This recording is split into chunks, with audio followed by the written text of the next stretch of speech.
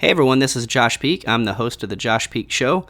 Today is a special podcast because I have Lisanne Murphy with me, and she took a podcast from zero within 24 hours from zero to the top 18, one of the top 18 podcasts in the country for a specific topic. And you talk about credibility, you talk about search engine optimization. That's a big thing. And so you're really going to enjoy this podcast. I got to kind of pick her brain on what it was that helped drive her podcast to such a quick success like that. And so she'll go over some details on how that happened. I love doing this. I like watching people have success and working with people that has had success and having success. And so, I work with entrepreneurs, politicians, athletes that have become entrepreneurs, and then as well as influencers and brands. That's what I help companies do. And so this is a extremely exciting podcast because I get to watch Lisanne live. I watched her over that 24-hour span. Absolutely, take the world over when it comes to podcasting. So you're going to love this podcast. Again, this is Josh Peak. You can find me on Instagram at Josh Peak, Twitter at Josh Peak, my Facebook page official Josh Peak. And so if you want to connect with me, do it there. Enjoy this podcast and have a great day. Thank you.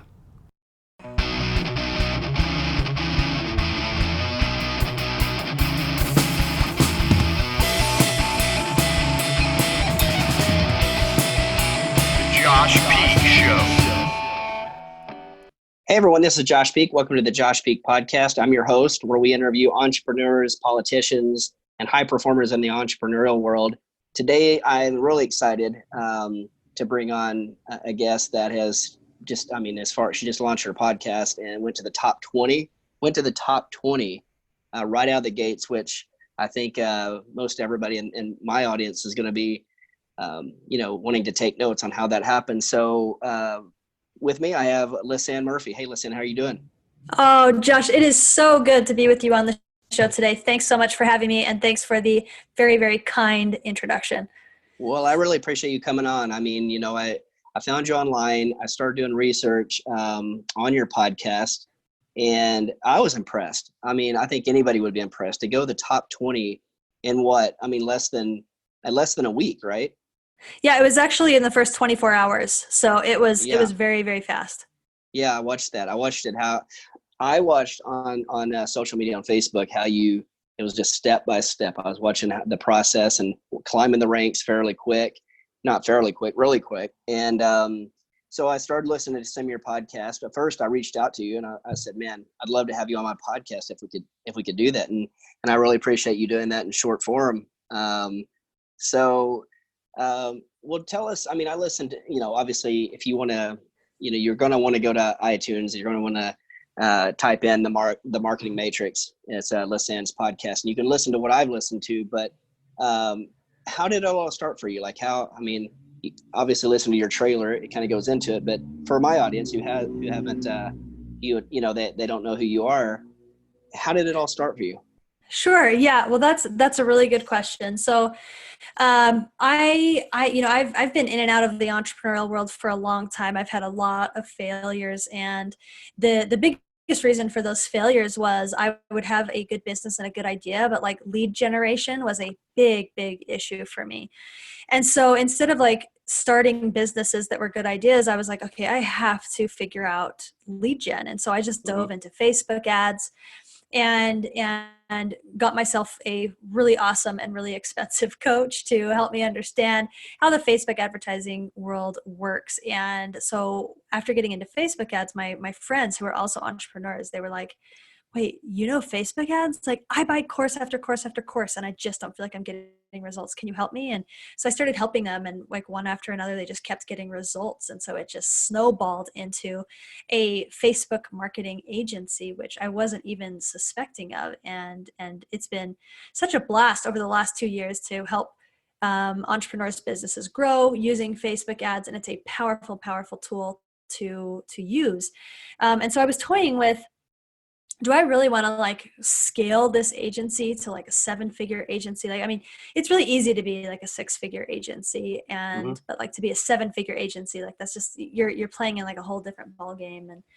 But I guess I looked around, like the Facebook ad space is like, it's really crowded. Like there's a lot of masters out there, like Deepak Mandala and Billie Jean is marketing, and Rachel Peterson. Like there's a lot of like really, and Maxwell Finn, like there's a lot of like powerhouse Facebook people. And I was like, and I was reading a book at the time called Play Bigger, which is all about creating your own category and pulling out of the red ocean and creating your own space in your own blue ocean. And so I've really been thinking like, okay, what is it that I really, really want to do where I can like put my flag in the sand in a certain place and say like, this is the land that I'm claiming. Who wants to join me? Type thing. And so I was at Stephen Larson's Offermind, and I just realized this powerful insight that the biggest difference between my clients in the agency that would scale easily to 7 figures versus those that would like hit these low 6-figure ceilings was how well they had understood and defined their ideal client avatar, their ideal customer. And when this insight hit me, I was like, wow, a lot of these people are, I mean, ads are like the last thing that you do in your business. I mean, it's kind of like the icing on the cake. You got to like put the cake together and bake it first. And ads are the icing. It's like the very, very last step. But so many entrepreneurs, they create this product that they are just in love with. And then they get to the end and they don't know who exactly they're serving and what problem they're solving. And so when they start spending money on ads, they find it out very, very quickly. And it's devastating because they have to go back into their funnel, into their product, and redo everything. And so the last several months, I've just been obsessed with putting together resources to help people understand their client avatars. And I was like, I need to publish about this. And so I was like, well, I think a podcast would be really great. Like I love to talk to unique people and people that have accomplished some things. And so let's create a podcast centered around this thing. And so it was literally a month and 3 days ago that I joined Jamie Atkinson's podcast Profit Lab, which is an amazing, amazing program, by the way. He's amazing, isn't he? Yeah, he's so great. So Yeah. I joined this podcast Profit Lab, and I just like gave my whole soul to this thing and went through his whole process of defining what the podcast is about, who it serves, what results are you trying to get. And what popped out was a podcast where I was interviewing successful entrepreneurs to figure out what are these small marketing tactics that are making the biggest difference in their business. So it's not just like theories. Like it's like these entrepreneurs are telling me what is going on and working in their business today. Mm-hmm. And so that's what the launch was about. We launched with 10 episodes, and it was amazingly successful. And I'm just so pleased and humbled by the results and all the support that the Marketing Matrix got. So yeah, I mean, literally, I mean, this idea of publishing and needing to publish more has been in my head for a long time. The idea of a podcast has been in my head just for a couple months, but literally, I mean, like for anyone out there that's listening, like I took this thing from zero understanding of even like where to host a podcast to being a top 20 podcast literally in 30 days. That's huge. It's huge. So I guess so I have that may, whenever I'm listening to that created a few questions in my mind already. So I guess you talked about a red ocean. So do you think going into podcasting, because there's a lot of podcasts that interview entrepreneurs. I listen to yours and they're short, good nuggets like this. The last one you had, I think, was the Facebook groups. His name was Doug, right? Yeah, Doug Boughton. He's a rock star. He is, man. He did a good job. So, but it was short, sweet. He gave you a really good nugget. So, do you think it is a red ocean in terms of interviewing entrepreneurs? Because we have a lot of people do. I mean, I'm doing it right now. I'm interviewing an entrepreneur, but I guess it comes down probably to the quality of the content, right?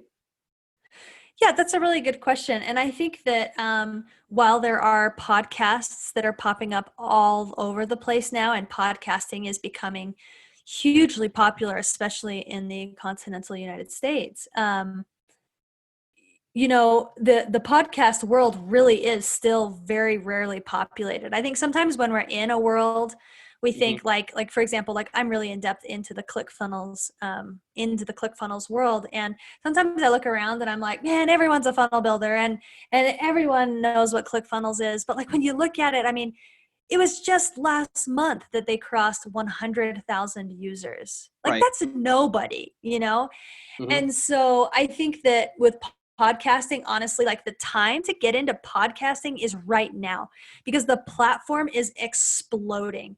And I'm planning on having different series. Like, for example, like I watched marketers really closely with their Black Friday sales.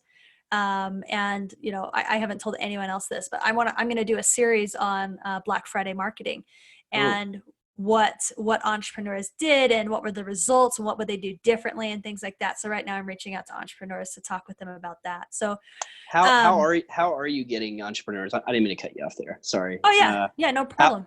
how are you getting entrepreneurs? Like, what is your are you just reaching out? I mean, it's just like Tim Ferriss talks about on the 4 hour work week. I've always been a guy that, like, I reached out to you, and I'm not afraid to reach out to anybody if I Yeah. think they've got something really good to get. So, do you have a kind of like a profile or someone you're looking for when you're wanting to interview an entrepreneur or somebody on your show? Yeah, that's a really good question. So it's really important to know what your show is about and who you're trying to reach before you reach out to people, or else you're Mm-hmm. like, who do I reach out to? Like I could reach out to anybody. Mm-hmm. But once you have that nailed down, like it really is so simple. And here's the thing is like I thought it was gonna be more complicated than it is, but like you could pretty much get anybody you want. Like I reached out to some pretty high profile people and shows that haven't come out yet. And so I won't say their names, but I just did through Facebook Messenger, I sent a voice message and I just said something like, hey, so and so. And I, of course, did some research and some background on them, just like you did on me. And I said, hey, I noticed that you did this for Thanksgiving, or hey, I really enjoyed the content that you released on your page. Thanks so much for doing that. Hey, I've got a podcast called The Marketing Matrix, and I'm doing a series where I'm interviewing entrepreneurs and getting their take on what are the small marketing hacks that are making the biggest difference. I'd love to have you on the show. If that's something that you're interested in, then go ahead and message me back and we'll get it set up and I'll make it super easy for you. Like that's it. Sweet. Like it literally was like 60 seconds. And like, I think, you know, I reached out to like for my launch, I reached out to 40 entrepreneurs and I heard back from like 20 and 10 ended up being in the final launch. And many of them I'm still like, I did interviews all morning this morning. So, it really is not that hard because it's free publicity for these people and they get to tell their story, you know, and who doesn't like talking about themselves, you know? And so they get to share their story. They get to be introduced to a new audience through your podcast. And so like it's a win-win. You get an incredible guest on your podcast and in return they get traffic because they are um, memorialized as an episode on your podcast. Yeah.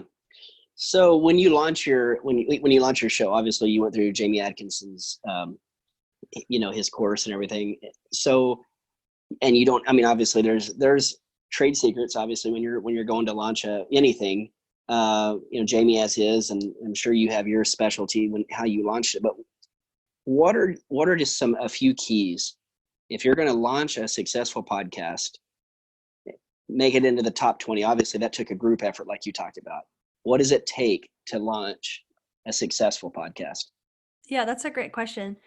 Well, I think it really depends on what your goals are. Like Jamie's courses, he says, um, by doing this course, if you do everything that I say, then you're guaranteed to land in the top 200.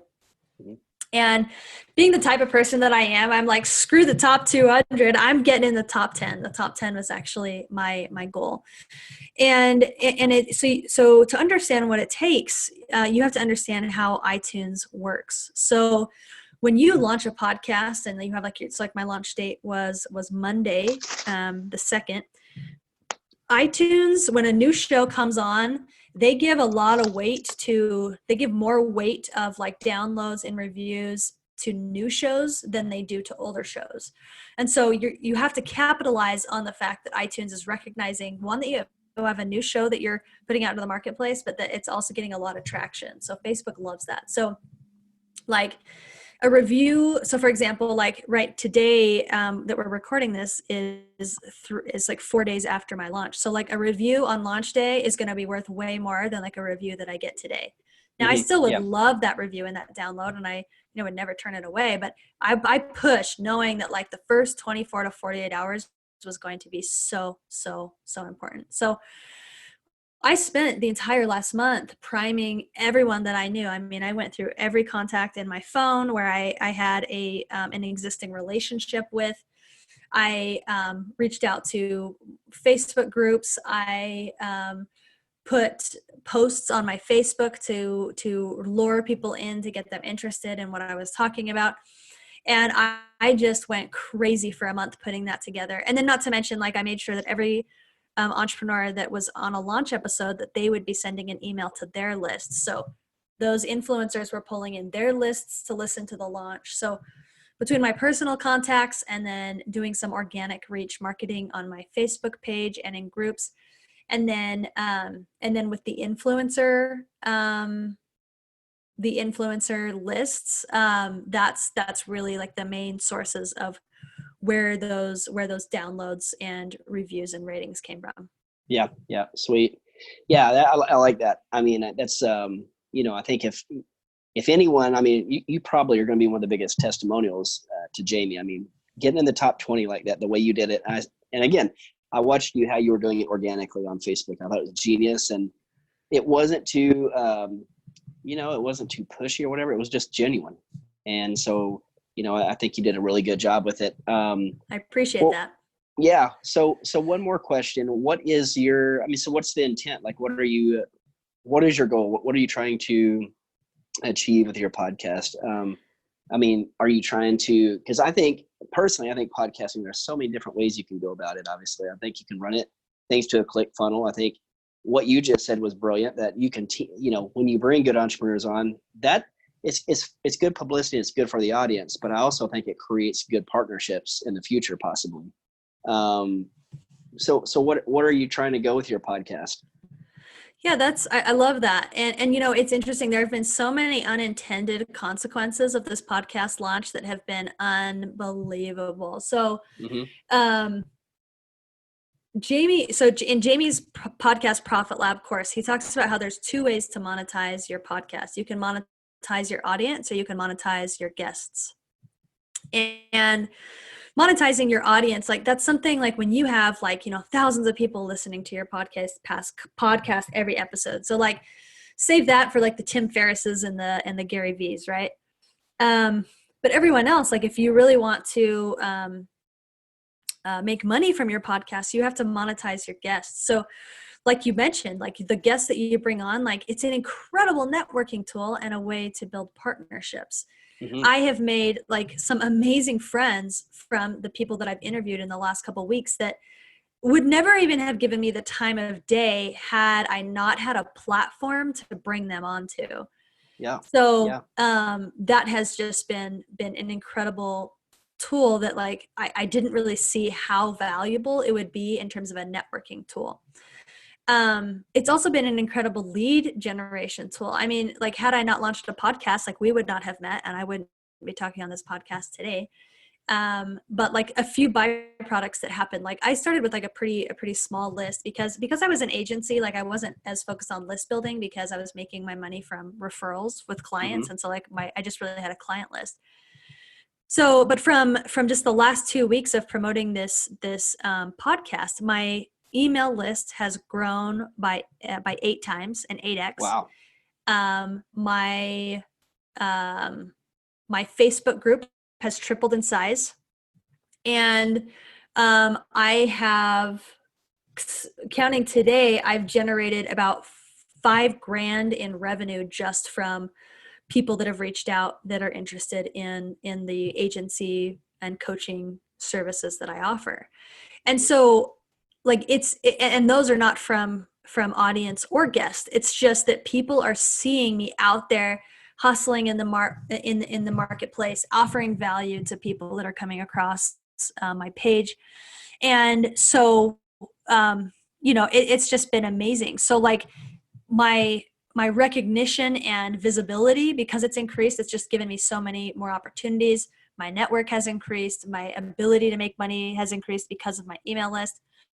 And I just have it generated like 6 client calls, and because they had built a relationship with me, like I've already closed half of them. So Wow. it's like it's just been unbelievable, Josh, like how like my business just from launching a podcast has just it's like created this credibility almost that I did not foresee, if that makes sense.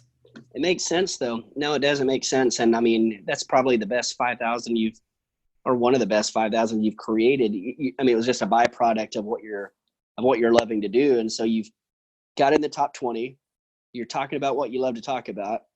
You're connecting with entrepreneurs you probably would have never have connected with. And then here you are generating revenue from it. I mean, Yeah, it's unbelievable. yeah. So, I mean, I guess I shouldn't say, I mean, I love podcasting. And so I shouldn't say that everybody should podcast, but man, if I owned a plumbing company or I owned a roofing company or maybe I was whatever, a chiropractor or a hairstylist, I mean, I think I'd have my own podcast. I mean, why not? Like, I think it separates you from everybody else. Even like, for example, politicians, there's very few politicians that even have, they just hire someone like you or I to run their marketing for them, but they don't have I mean, it's a way to really control the narrative and to control the talking points. If you have your own podcast, you can get out in front of, personally, I think you can get out in front of, the news quicker if you have your own podcast. And so I think majority of people should do it. Yeah, well, if you have any desire to like be a personality in the online world, then it is such a powerful tool to do that. And there's lots of different ways you can do it, by expanding your Instagram or starting a YouTube channel. Podcasting is just one channel to do it, but the principle is when you publish and you put yourself out there, amazing things happen that you can't plan for or work for just because you just can't. And so, but when you get yourself out there, the opportunities come. Okay. Last question. Are you going to do any video with this? Like, are you going to, as you're doing your podcasting, like you and I are doing in the future, are you going to stream it live as you're doing the podcast as well? I mean, do you have thoughts on that? Yeah, that's a good question. So every interview that I did, I actually recorded video as well so that I could put the video episodes up on some sort of YouTube channel. In Mm-hmm. terms of streaming live, um, perhaps, but I do like something that I've noticed with some entrepreneurs is like they'll say, actually, can I say that over again? And it's really helpful for them to be able to have that leeway to be able to know that a piece could be edited out. So I don't know. We'll see. I mean, right now, I'm just planning on doing the content beforehand. I mean, just in preparation for the launch, I've already acquired 4 months worth of content that all I have to Mm-hmm. do is load up on my hosting platform. And like, I mean, I could not conduct another interview until April and I would be fine. Now, because I want to use it as a networking tool to get to know other entrepreneurs, like I'm not going to do that, but I have enough content where I could schedule that out if like things got busy or I needed to take a pause for a minute. Sweet. Well, listen, I really appreciate you coming on my show. And I knew without a doubt, doing my research, listening to your podcast and how fast you've risen the ranks and, in iTunes, I'm like, this is going to be a treat, and it has been. And so where can people get a hold of you? Wherever, I mean, like Facebook, Instagram, your podcast, where's the best places to get in touch with you if someone wants to? Yeah, that would be amazing. So you can find me on Facebook at Lisanne Murphy, on Instagram at Lisanne Murphy HQ. You can also check out the podcast, The Marketing Matrix. Right now, it's just on iTunes. YouTunes, that's funny. It's just on iTunes, but I'm going to be releasing it to other platforms like Spotify and Google and Stitcher and things like that, so people can easily access it no matter what kind of device that they have. And then I also have a private Facebook group. It's going to be rebranded really, really soon, but right now it's called the Midas Touch Private Groups. So you're more than welcome to join my group. In that group, I talk about marketing tactics and do trainings on Facebook and other things. And it's just a great place for entrepreneurs to have online entrepreneurs to have conversations about marketing. So Facebook, Instagram, Facebook group. And yeah, I'd love to connect with anyone. And if anyone has questions about the podcast or about Facebook ads, like reach out. Like I love to talk to people and help entrepreneurs. So it's not a problem. Awesome. Well, Lisanne, I appreciate you coming on. Lisanne Murphy, the Marketing Matrix. Again, thank you. My pleasure. Thanks so much for having me, Josh. All right. You have a good day.